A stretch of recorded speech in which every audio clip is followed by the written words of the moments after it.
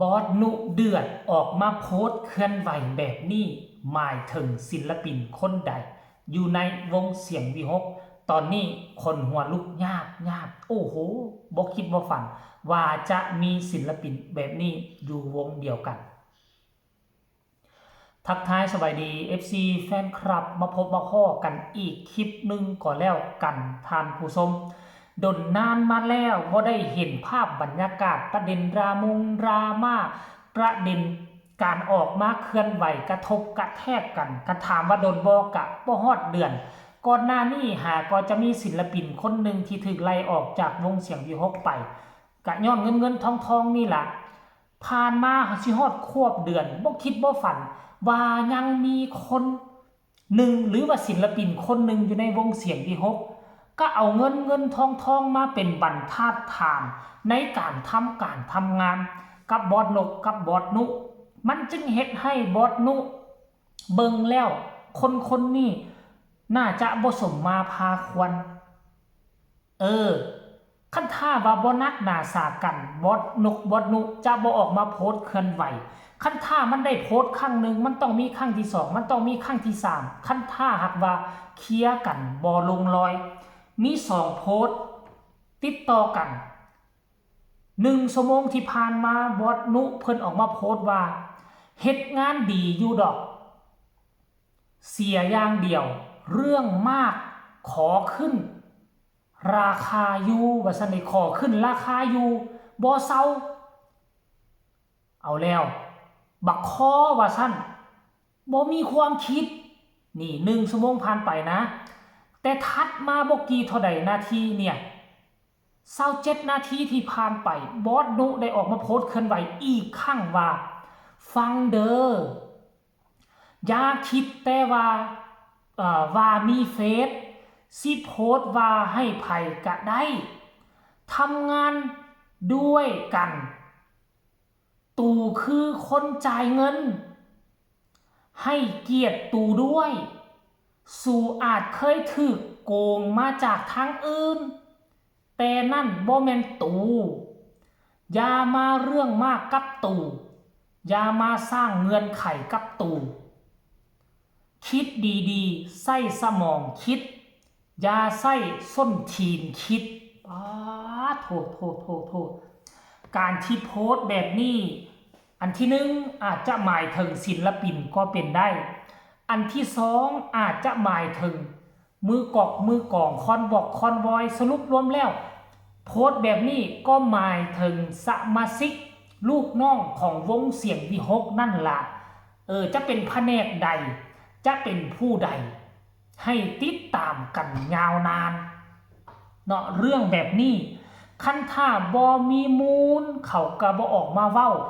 จับใจความที่บอสนุออกมาเว้านั่นหมายความว่ามีลูกน้องกำลังขอขึ้นค่าโตมีลูกน้องกำลังขอขึ้นค่าโตมีลูกน้องกำลังตั้งเงื่อนไขแบบว่าคันท่าจะให้ค่อยอยู่เจ้าต้องขึ้นค่าโตค่อยแม่ค่อยย่านเจ้าบ่จ่ายคันเจ้าอยากได้ค่อยขึ้นค่าโตค่อยไว้หลายๆอนาคตคันเจ้าบ่จ่ายค่อยก็สิพอมีค่าโตตุนไว้อยู่นั้นสิเป็นแบบนี้ลักษณะแบบนี้บ่เขาอาจจะเอาข้ออ้างค่อยเคยเจอมาแล้วอยู่นำองค์กรนั่นอยู่นำวงนี้ผลสุดท้ายมากะบ่ได้เงินเต็มบ่ได้เงินอีหยังต่างๆนานาก็เลยว่ามาตั้งข้อแม่ใส่กับวงเสียงวิหกมาตั้งข้อแม่ใส่กับบอสนุซึ่งบอสนุบ่ได้เป็นคนแบบนั้นและก็บ่ได้เป็นคนใจอ่อนขนาดนั้นมันจึงเฮ็ดให้บอสนุทนบ่ได้กับพฤติกรรมเอาเรื่องราวของวงอื่นมาเปรียบเทียบแล้วก็มาใส่กับเหตุการณ์ของวงใหม่ซึ่งบอสนุก็เกิดความบ่พอใจมันจะเอามาใส่กับค่อยได้แนวใดมันคนละวงมันคนละอันนั้นกันแนวนี้ได้บัดนี้ท่านผู้ชม FC แฟนคลับสรุปรวมแล้ว คนนี้หรือว่ากลุ่มคนนี้อาจจะบ่ได้อยู่ต่อในอนาคต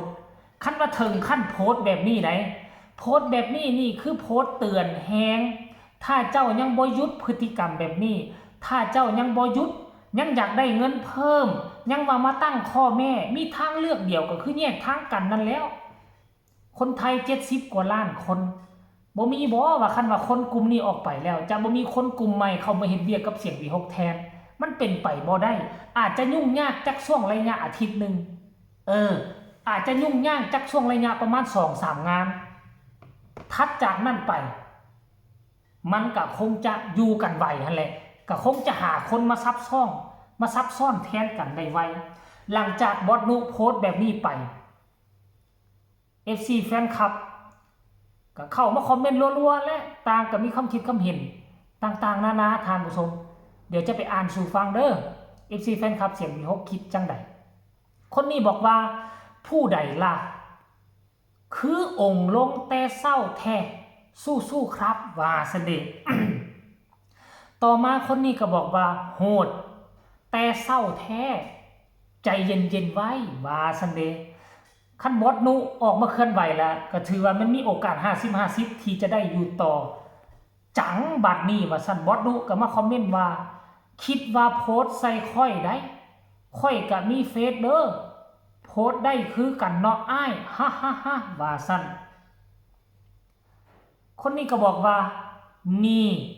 ขอลดเองนิดเดียวว่าซั่นดิเลขออกไผเนาะว่าซั่นฮ่าธรรมดาแหละครับเขาเก่งแล้วถ้าบ่ขึ้นก็ครูจะไปส่วนมากว่าซั่นนี่เห็นบ่ล่ะคันบ่ขึ้นเงินเดือนก็จะครูหนีแล้วเขาเก่งแล้วเด้ว่าซั่นใจเย็นๆว่าซั่นใจเย็นๆไว้ว่าซั่นมาเบิ่งผู้ใดออกกับผู้นั้นแหละเด้อกำลังใจนะคะไผถูกเลขเนาะบาทนี้ขอแพงของแพงขึ้นราคาวูมือว่าฉันงงเด้ขึ้นราคาวูมือ ขึ้นราคาคูมือที่บอกคนนี้ก็บอกว่าคักบ่ยาใส่แต่เศร้าเนี่ยทุกคนเนาะ ไผเนาะบาทนี้ไผโชคดีเนาะเลขสิออกไผอีกเนาะบาทนี้บาทนี้ท่านผู้ชมส้มกันอย่างใกล้ชิดอีกบ่กี่เท่าใดชั่วโมงนี้อาจจะเห็นการเคลื่อนไหวอีกบ่กี่เท่าใดมื้ออาจจะมีข่าวมาอัปเดตคันบ่อยู่ก็น่าจะไปโพสต์ใส่กันขนาดนี้จะอยู่ได้หรือบ่ท่านผู้ชม FC แฟนครับเลขสิออกไผก็แล้วแต่เด้อสำหรับค่อยจับตาเบิ่งอ่านข่าวคือเก่าฝากทุกคนกดไลค์กดแชร์กดติดตามที่สำคัญอย่ากดข้ามโฆษณาผู้ใดมีคำตำหนิติชมคำคิดคำเห็นแนวไหนต่อเหตุการณ์นี้ส่งข่าวมาแลกเป็นบทเรียนนำกันใต้คอมเมนต์พอกันใหม่ในคลิปหน้าลาทานผู้ชมไปเพียงซ้ำนี้สบายดี